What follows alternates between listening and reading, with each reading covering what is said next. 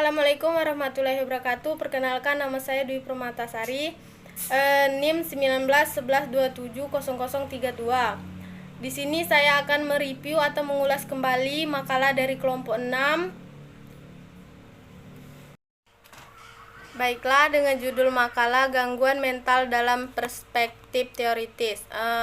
Yang A, teori tentang gangguan mental. Yang pertama, teori kompleksitas sosial. Teori ini menyatakan bahwa di dalam masyarakat modern sebagai produk dari pesatnya proses urbanisasi dan industrialisasi, orang sulit mengadakan adaptasi terhadap masyarakat yang serba otomatis, terpecah-pecah, dan selalu berubah. Yang kedua, teori konflik kultural dan teori disosiasi sosial. Teori ini menerangkan bahwa masyarakat modern merupakan satu high tension kultural penuh unsur ketegangan, persaingan, serta konflik terbuka atau tersembunyi.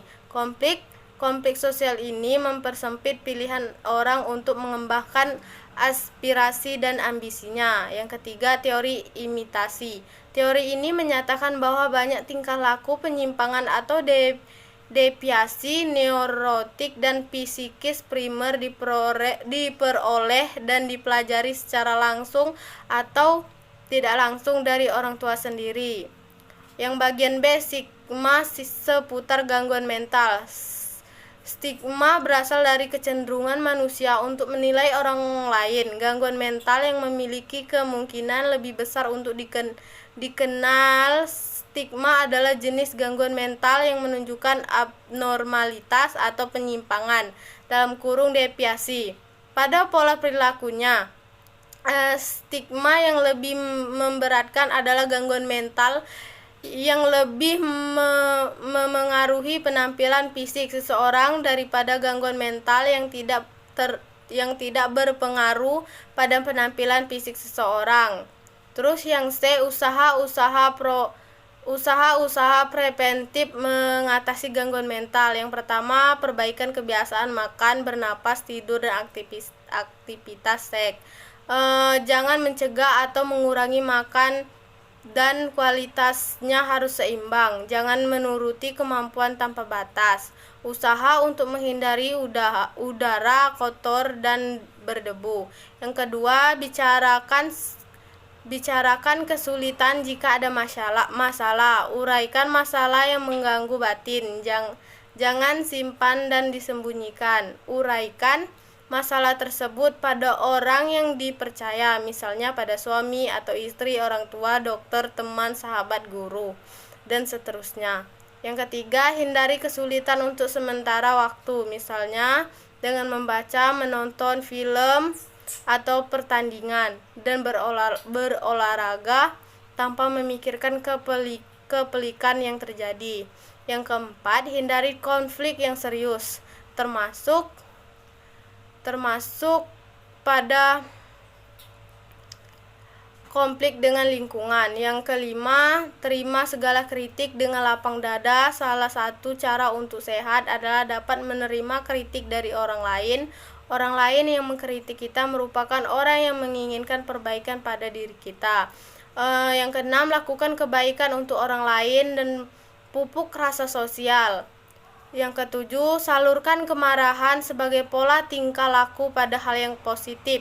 Cobalah untuk menahan amarah keesokan harinya. Yang ke-8, jangan anggap diri super atau merasa takut memutuskan sesuatu karena merasa tidak dapat mencapainya. Sesuai dengan apa yang dicita-citakan, sesuai dengan standar normatif yang diperlukan. Yang ke-9, sadari keterbatasan, berpikir bahwa dirinya adalah seorang yang mempunyai keterbatasan.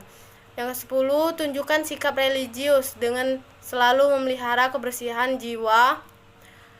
Bersikap religius sangat membantu dalam proses pencegahan penyakit jiwa. Yang ke-D, pembinaan mental dalam perspektif Islam. Pembinaan mental seseorang dilakukan sejak kecil. Semua pengalaman yang dilalui, baik yang disadari maupun tidak disadari, ikut menjadi unsur-unsur yang tergabung dalam kepribadian seseorang. Di antara Di antara unsur-unsur yang akan menentukan corak kepribadian adalah nilai-nilai yang diambil dari lingkungan, terutama keluarga sendiri. Nilai-nilai yang dimaksud adalah nilai agama, moral, serta sosial. Apabila dalam pengalaman di waktu kecil banyak dapat nilai agama kepribadian akan mempunyai unsur-unsur baik. Demikian sebaliknya, jika nilai yang diterima itu jauh dari agama, unsur-unsur kepribadian akan jauh dari agama dan akan menjadi guncang.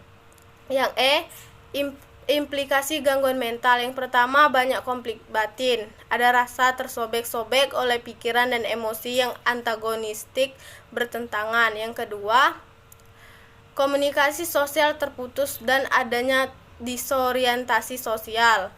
Yang ketiga, ada gangguan intelektual dan gangguan emosional yang serius.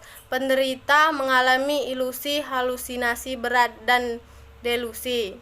Mungkin hanya itulah yang dapat saya sampaikan. Saya akhiri. Wabillahi taufiq wal hidayah. Wassalamualaikum warahmatullahi wabarakatuh.